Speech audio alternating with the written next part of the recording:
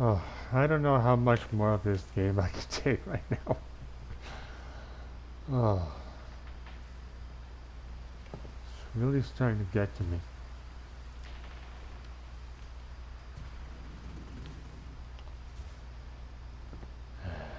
I'm gonna be crying by the end of this. I know it.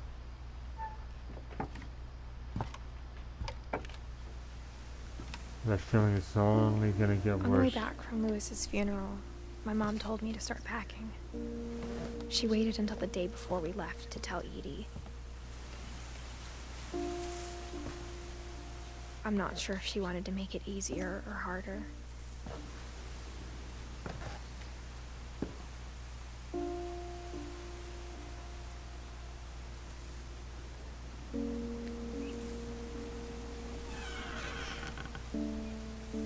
I wish we'd stayed.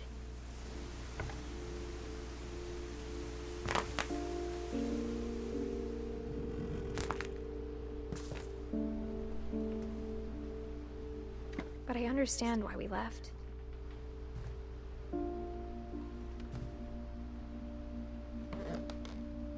My mom ended up leaving everything behind.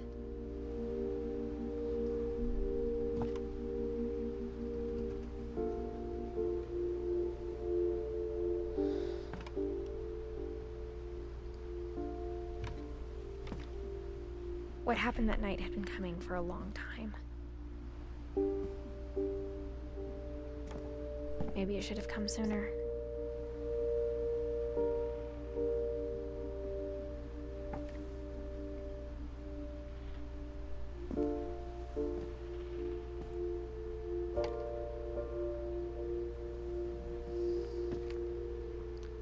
But it had to end one way or another. All that's left now is to tell you about that last night.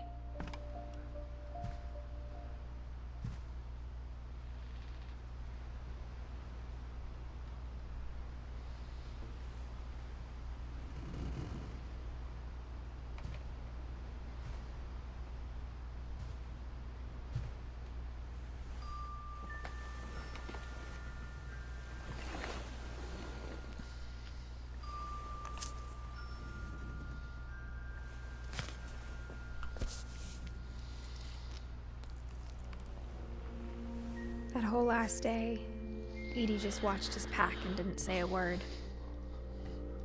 Until supper, when she raised her glass and said, "To our final night together, and all our final nights apart."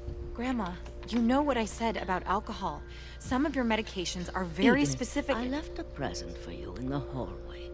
Why don't you go open it? The grown-ups have to argue now. I'm sorry, you're right. We're all leaving tomorrow. Let's just enjoy our last... I'm not leaving. Edith, you're excused.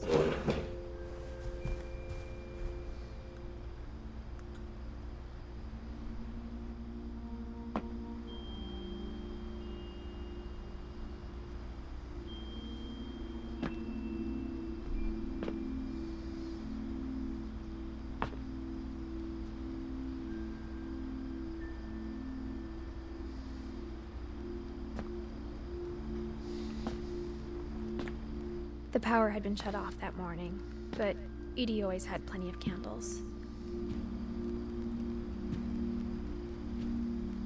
When my mom sealed the library, I don't think she knew about the other entrance. Or that Edie had a key to it.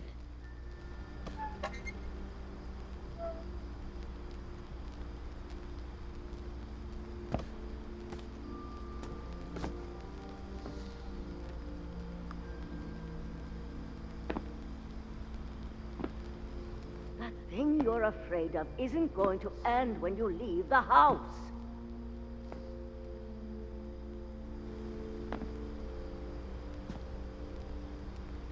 Edith has a right to know these stories. My children are dead because of your stories. I think it's best if Edith and I leave tonight.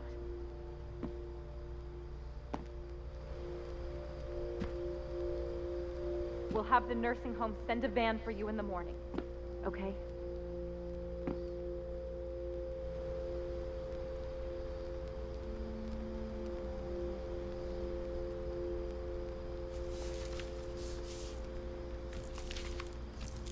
Dear Edith, there's so many stories I wish I could tell you, but there's only time for one.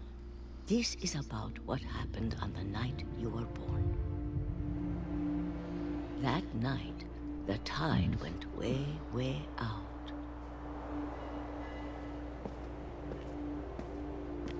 It was the first and last time I ever saw the old house aground. There'd been an earthquake out in the middle of the ocean. They called it the lowest tide in 1,000 years.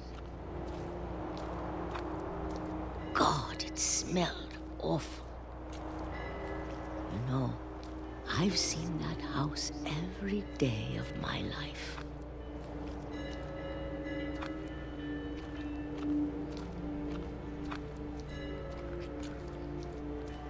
But I never thought I'd go back to it. When the fog rolled in, I lost my way.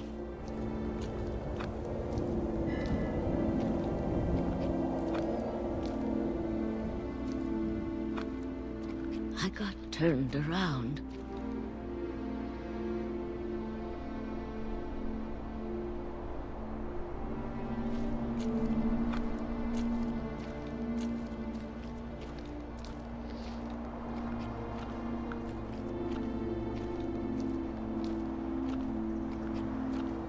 For a while, I wandered.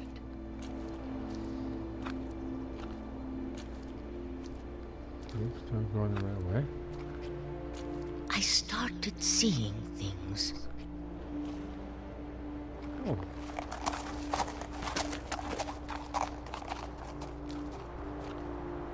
A deer?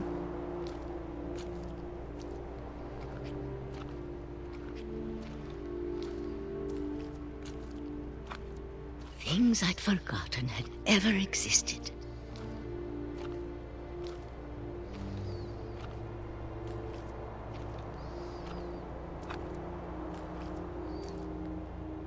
But when I saw them, they felt like old friends.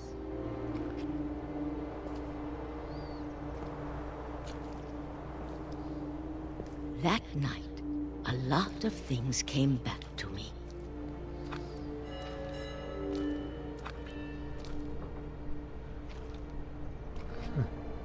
Or maybe I came back to them.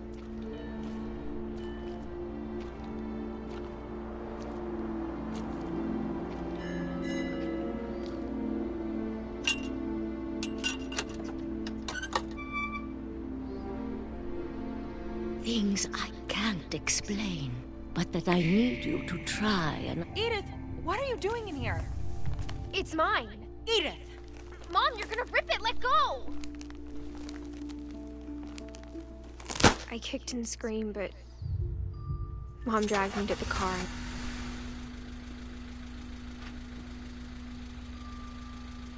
I never saw Great-Grandma Edie again. The next morning, the van came to pick her up, but she was already gone. After that, we moved around a lot.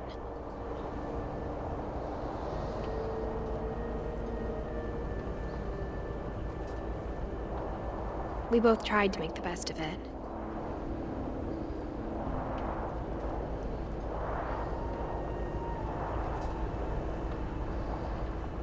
A few years went by.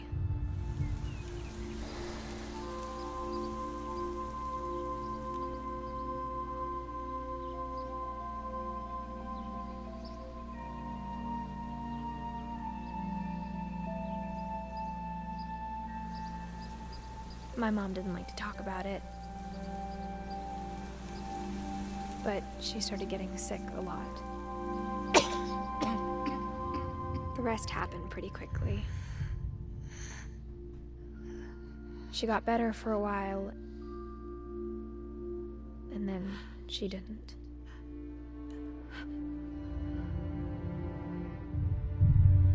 And then I was alone.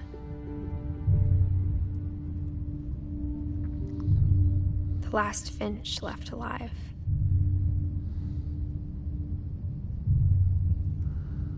Until I found out about you. I'm still not sure what to tell you about all this. If we lived forever, maybe we'd have time to understand things. But as it is, I think the best we can do is try to open our eyes. And appreciate how strange and brief all of this is.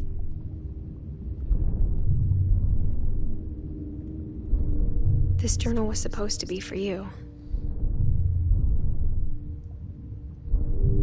But now I hope you'll never see it. I just want to meet you. And tell you all these stories myself. But I guess if you're reading this now, things didn't work out that way.